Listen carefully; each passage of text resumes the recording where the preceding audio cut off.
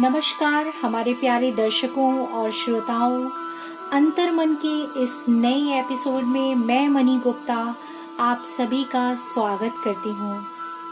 आज का हमारा विषय है, हम ऐसा क्या करते हैं या ऐसा क्या है जो हम अपने ही बनाए हुए टाइम टेबल पर फिक्स नहीं रह पाते हैं, उसको हम फॉलो नहीं कर पाते हैं। कई बार आपको भी ये अनुभव हुआ होगा कि हम टाइम टेबल बनाते हैं, दिनचर्या बनाते हैं, समय सारणी बनाते हैं, लेकिन 2-3 दिन फॉलो करने के बाद हम उस पर फिक्स नहीं रह पाते हैं। हम फिर से अपना सेम रवैया या सेम लाइफ जीना स्टार्ट कर देते हैं। तो आज हम अपनी चर्चा में ये जानेंगे कि ऐसा क्या है जो हम अपनी दिनचर्या को, टाइम टेबल को फॉलो नहीं कर पाते हैं। इस कार्यक्रम में हमारे साथ हैं wellness counsellor and meditation trainer Sandeep Kumar Vaishya ji. Sandeep ji, आपका बहुत बहुत स्वागत है। धन्यवाद। चर्चा प्रारंभ करने से पहले हम आप सबको बताना चाहेंगे कि ये प्रोग्राम स्वचिंतन मेडिटेशन की तरफ से प्रसारित किया जा रहा है। इसमें हम आपके मन से जुड़ी हुई हर छोटी और बड़ी बात पर चर्चा करते हैं। तो आइए सुनते हैं संदीप जी से आज के विषय पर। जैसा कि संदीप जी, आज का टॉपिक है कि समय सारणी को हम ही तैयार करते हैं, हम ही बनाते हैं, लेकिन हम उसे पूरी तरीके से फॉलो नहीं कर पाते हैं। मैं समझती हूँ जो भी हमारे दर्शक हैं, श्रोतागण हैं, उनके साथ भी ऐसा ही होता होगा कहीं ना कहीं। तो आज इस विषय पर आपसे चर्चा करना चाहूंगी। बहुत ही इम्पोर्टेंट टॉपिक आपने सेलेक्ट किया है कि शेड्यूल हम बनाते हैं लेकिन फॉलो नहीं कर पाते हैं ना? समय सारणी जिसको कहते हैं कि we make the time table but unable to follow it. और ऐसा होता है मोस्टली जो स्टूडेंट्स हैं उनके साथ भी होता है, और भी लोग जो घर में भी रहते हैं वो सोचते हैं अगर एक शेड्यूल बना करके हम कार्य करें। सो कभी कभी ऐसा लगता है कि शेड्यूल अलग हो गया और हम अलग तरीके से कार्य करते हैं। बिल्कुल जी। तो एक फिक्स जो शेड्यूल होता है उसके अकॉर्डिंग हम काम नहीं कर पाते हैं। फिर उसके बाद हम कहीं ना कहीं थोड़ा सा हमारे अंदर होपलेसनेस आ जाती है, होपलेस हो जाते हैं हम कि शायद ऐसा हम नहीं कर सकते हैं। राइट। इसी चर्चा को आगे बढ़ाते हुए मैं ये कहना चाहूंगा कि इसके कुछ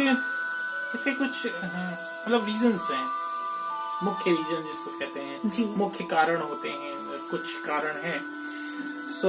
उसको मैं यहाँ पर एलोबरेट करना चाहूंगा। तो फर्स्ट है उसमें से कि लैक ऑफ विल पावर, है ना, दृढ़ इच्छा शक्ति की कमी जिसको कहते हैं, डिटर्मिनेशन।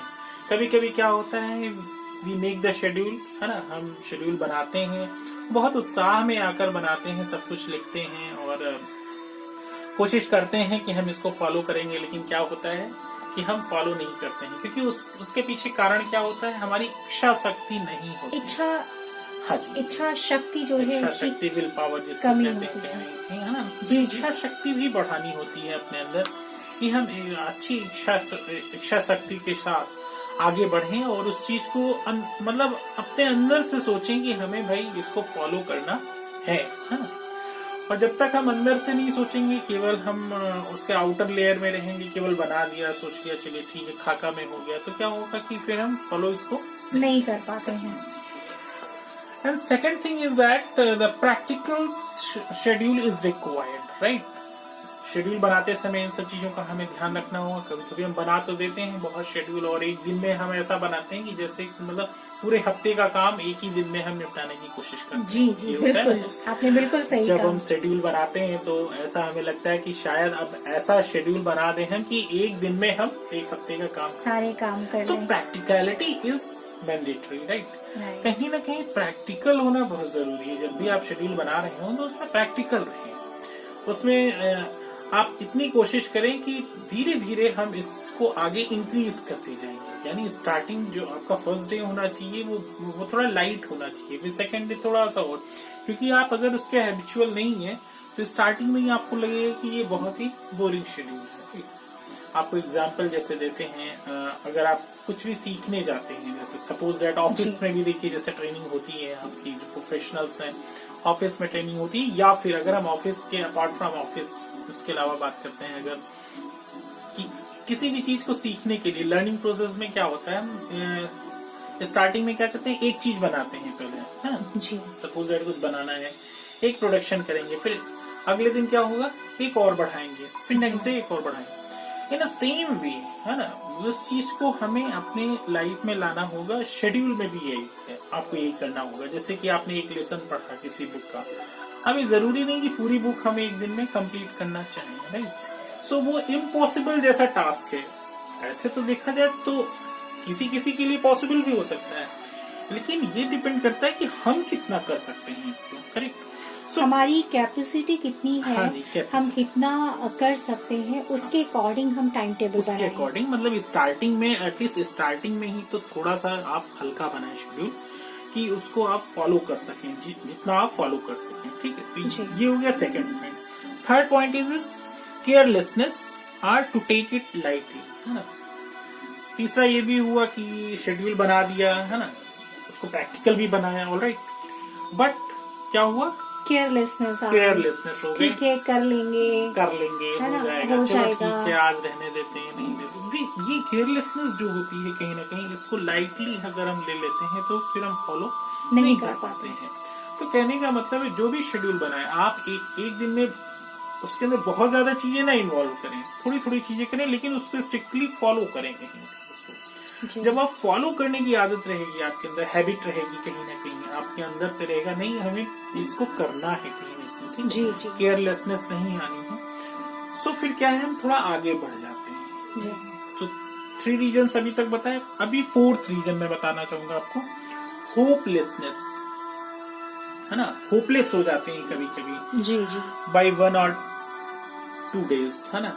एक दिन मैंने फॉलो किया, ठीक है, अगले दिन मैंने फॉलो किया, थर्ड डे अगर हम नहीं कर पाए, अनेबल टू डू दैट, ना, सो क्या होता है, हम होपलेस हो जाते हैं, स्टार्ट होपलेस, कि भाई अब तो मुझे लगता है शायद हम शेड्यूल फॉलो नहीं कर सकते। सो ये जो एक हैबिट है, ये जो एक प्रकार की टेंडेंसी है, उसको भी कहीं ना कहीं इरेडिकेट करना होगा हमें, राइट।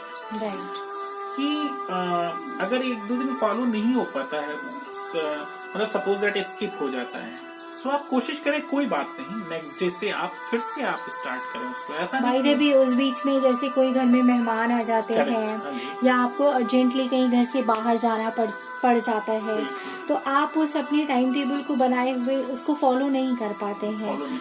तो आपके कहने का तात्पर्य ये है कि अगर आप नहीं भी कर पाए हैं 1 या 2 दिन, तो निराश ना हो, होपलेस ना हो, उसके साथ उम्मीद बनाए रखें, ठीक है, ये रीजन था, पर्टिकुलर रीजन था, नहीं स्ट्रॉन्ग उसके पीछे रीजन है कि भाई इस वजह से नहीं कर, it was a reason, that was a reason.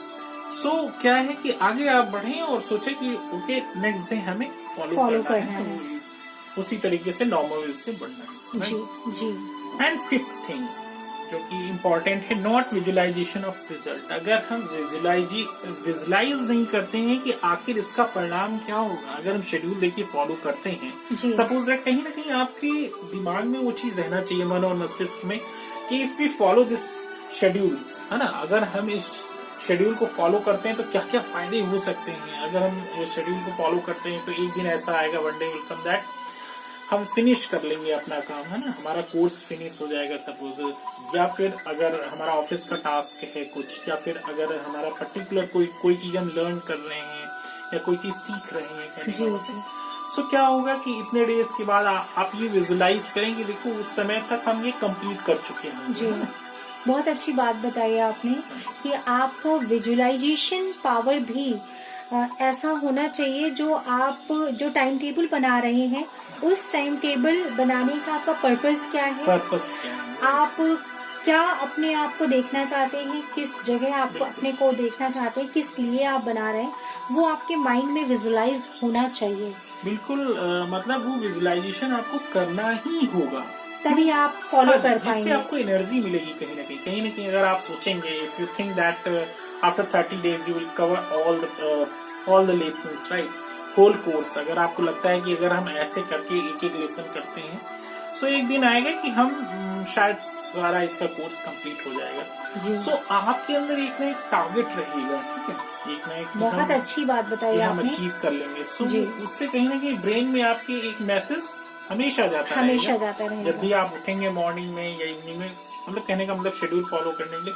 तो आप सोचेंगे नहीं ये शेड्यूल हमें कहीं और पहुंचाएगा, राइट। सो ये शेड्यूल हम इसलिए फॉलो करें, that was the main reason, right. Correct. अगर आप जैसे कि कोई स्पेशल अपनी पर्सनालिटी बनाना चाहते हैं, अगर आप इंग्लिश में ही फ्लुएंसी लाना चाहते हैं, या आप किसी कंपटीशन की तैयारी कर रहे हैं, या आपका जो भी लक्ष्य है, जिस लिए भी आप अपने टाइम टेबल को फिक्स कर रहे हैं, आपका वो लक्ष्य आपके सामने हमेशा विजुअलाइज होना चाहिए।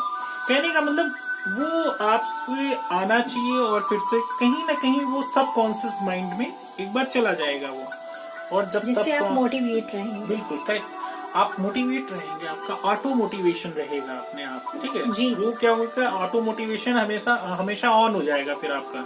जैसे ही आपको लगेगा कि शायद इस समय नहीं हो पा रहा है कुछ, तो वो ऑन हो जाएगा आपका कि नहीं, इसलिए हम कर रहे हैं, that is the main purpose, right. So it was a fifth reason. अब लास्ट पर बात करते हैं, जो कि 6 रीजन है हम, और इसमें सावधानी रखनी है हम सबको, जितने भी हमारे श्रोतागण सुन रहे हैं। These are the very practical things. मैं ये कहीं से, मतलब मैंने ऐसा नहीं कि कहीं से कॉपी करके मैं आपको बता रहा हूँ, या फिर कहीं से मतलब उठा के किसी की पंच लाइन्स में यहाँ पर रिपीट कर रहा हूँ। No, it's not that. ये वही चीजें हैं, these are same things which I follow, है ना, पर्सनली आई फॉलो, जो मैं खुद फॉलो करता हूँ, और मैं समझता हूँ दीज आर द हैक्स। मतलब ये हैक्स है जिसको आप फॉलो करके एकदम सिंपली आगे जा सकते हैं। जी, मैं अपनी श्रोताओं को बता देना चाहती हूँ कि आज हमारे साथ हैं वेलनेस काउंसलर, जो कि काउंसलिंग में जो रिसर्च कर रहे हैं और अपना वेलनेस एक काउंसलिंग सेंटर चला रहे हैं और मेडिटेशन की ट्रेनिंग देते हैं। संदीप जी हैं, जिनसे हम ये सारी चीजें चर्चा कर रहे हैं। सो ये बातें जो संदीप जी अभी हमारे साथ शेयर कर रहे हैं, ये कहीं की कॉपी की गई बातें नहीं हैं, ये हमारे और आपके मन से रिलेटेड बातें हैं, जो हमारे साथ प्रैक्टिकल होता है, और बहुत ज्यादा इजी वे में, नेचुरल वे में हम यूज करें। ऐसा नहीं कि बहुत ज्यादा अपने आप को स्ट्रिक्ट कर दें जी, बहुत ज्यादा अनप्रैक्टिकल हो जाए, राइट। सो 6th वन जो कि बताना था हमें आपको, नीड सम रिलैक्सेशन और meditational breaks in schedule is mandatory, right. Schedule तो हम बना लेते हैं, तो कभी कभी क्या होता है, बहुत स्ट्रिक्टली एकदम वो हो जाते हैं, अपने आप को रिलैक्स भी नहीं करते हैं बीच में। सो रिलैक्सेशन एंड उसके साथ में meditational break, in the sense कि आप हर 45 मिनट्स पर या 1 घंटे पर अपने आप को थोड़ा ब्रेक दें, है ना, करेक्ट। या फिर आप 1 घंटे 30 मिनट के बाद कम से कम कुछ टी या स्नैक्स लें, राइट। 1 घंटे 30 मिनट या 2 आवर्स में, जैसे कि ऑफिस में आपने देखा होगा 2 आवर्स में ब्रेक मिल जाते हैं मोस्टली। उसका रीजन यही है उसके पीछे कि हमारी बॉडी, हमारा ब्रेन कहीं ना कहीं फिर उस समय क्या होता है, कहीं ना कहीं स्विंग होने लगता है, और ऐसे समय पर जरूरत होती है हमें ब्रेक की। जी, अगर आप किसी कंपटीशन की तैयारी कर रहे हैं, तो कई बार क्या होता है संदीप जी कि कई स्टूडेंट्स जिनसे हमारी चर्चा हुई है, बातचीत हुई है, तो वो पूरा 8 घंटे या 10 घंटे का अपना टाइम टेबल बना के रख देते हैं।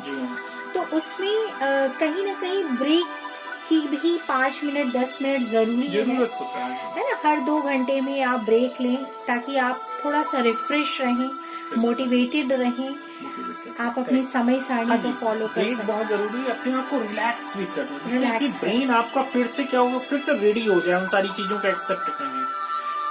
क्योंकि मैंने ये प्रैक्टिकल देखा है, मैं जिस समय IAS की प्रिपरेशन कर रहा था, UPSC की प्रिपरेशन कर रहा था, उस समय हमारा करीब 8-9 घंटे का होता था, मतलब स्टडी का वो। लेकिन उसमें भी क्या होता था, अपने आप को मोटिवेट रखने के लिए या फिर बीच बीच में अपने को रिलैक्स देने के लिए कहीं ना कहीं हमें ब्रेक लेना होता था, ठीक है।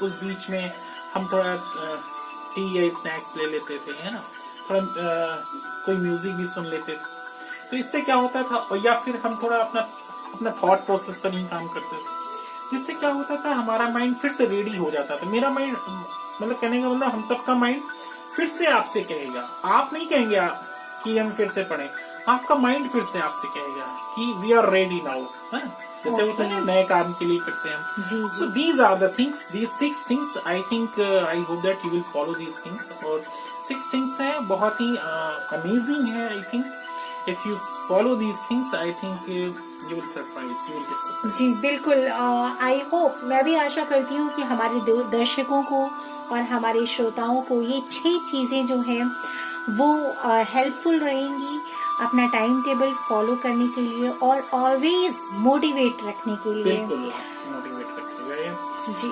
सो आप कोशिश करें, एक अच्छा शेड्यूल बनाएं और प्रैक्टिकल शेड्यूल बनाएं। आपको फिर से समराइज कर देता हूं मैं। First thing is the lack of will power, अपना विल पावर मजबूत रखिए। Second thing, the practical schedule बनाइए। थर्ड थिंग इज केयरलेसनेस आपके अंदर नहीं होनी चाहिए। Fourth one is that hopelessness नहीं होनी चाहिए। होपलेस ना हो, अगर 1-2 दिन स्किप हो जाता है या फिर एक दिन के अंदर भी कुछ 1-8 घंटे स्किप हो जाते हैं तो आप होपलेस ना होइए। Fifth one is that not visualization, अगर हम विजुअलाइज नहीं करते हैं फिर भी आप कहीं ना कहीं उस चीज को फॉलो करने में असमर्थ होते हैं। And sixth one is that relaxation या मेडिटेशनल ब्रेक, कहीं ना कहीं आप अपने आप को दे दें। These are the 6 things. जी, बहुत बहुत धन्यवाद संदीप जी आपका। आप सभी को बहुत बहुत धन्यवाद सुनने के लिए, और बताना चाहूंगी कि कल हम एक नए टॉपिक के साथ दोबारा हाजिर होंगे। इसी के साथ आप अपना ख्याल रखें। अगर आपके मन में कोई और भी है तो क्वेश्चन है, any question in your mind, then you can ask the question. आप क्वेश्चन पूछ सकते हैं कमेंट करके। इस पर नंबर भी दिया हुआ है, गिवन है जी। स्क्रीन पे दिए हुए नंबर पर आप अपने वॉइस मैसेज भेज सकते हैं और हमें व्हाट्सएप करके अपने क्वेश्चन जो है वो पूछ सकते हैं। अगर आपको ये वीडियो पसंद आया है तो आप लाइक करें और इसको ज्यादा से ज्यादा लोगों के साथ शेयर करें जिनको इस वीडियो की जरूरत है। सो कल हम एक नए वीडियो के साथ आपके साथ चर्चा करने के लिए हाजिर होंगे। तब तक के लिए घर पर रहें, सेफ रहें, सुरक्षित रहें। जय हिंद।